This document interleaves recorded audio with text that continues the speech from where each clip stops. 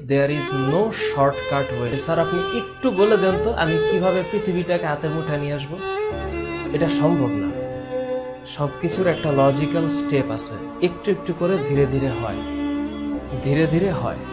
এটা মনে রাখবা। এটা হচ্ছে তুমি গাছ ভালোবাসো, তো তুমি চারা নিয়ে আসলা, একটা ফুল, সুন্দর ফুল নিয়ে আসলা, তুমি বাসায় লাগালা এবং তুমি এটার যত্ন করছো। কিভাবে তুমি যত্ন করলা?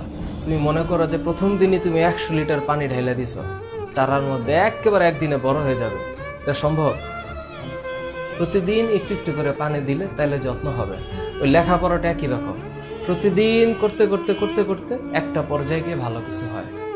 দেয়ার is no shortcut way. Kausar Alam, তুমি আমার কাছে কি বাসায় এসে পড়তে চাও? টাকা যত লাগে দিবা।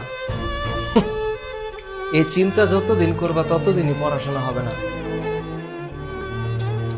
টিচারের কাছে পড়তে গেলে টাকা লাগে, সেটা সত্য কথা, কিন্তু টাকা দিয়ে বিদ্যা অর্জন করা যাবে না। টাকা দিয়ে টিচার কেনা যাবে, যদিও শব্দটা খুবই খারাপ লাগে।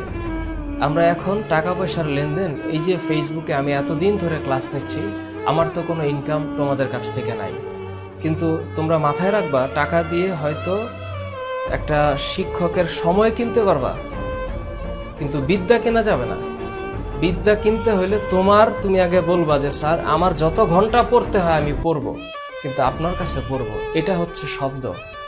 কোনো টিচারকে টাকা দিয়ে 20,000, 30,000, 50,000, 1 লক্ষ টাকা দিয়ে টিচার কেনা, বা টিচার কেন না, যে পড়ায় তাকে তার সময় কেনা যায়,